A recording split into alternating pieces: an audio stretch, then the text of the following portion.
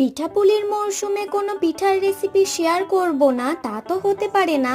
আজ তোমাদের সাথে শেয়ার করতে চলেছি পেপার পিঠের রেসিপি।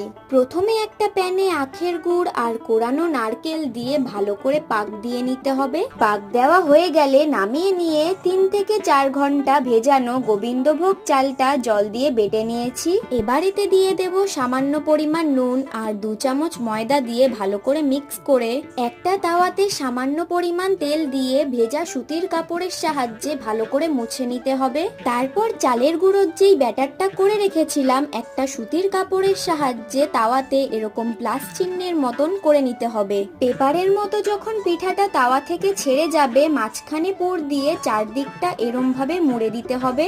দু সাইড ভালোভাবে হয়ে গেলেই রেডি পেপার পিঠা। আরো নতুন নতুন রেসিপি পাওয়ার জন্য চ্যানেলটা সাবস্ক্রাইব করে দিও।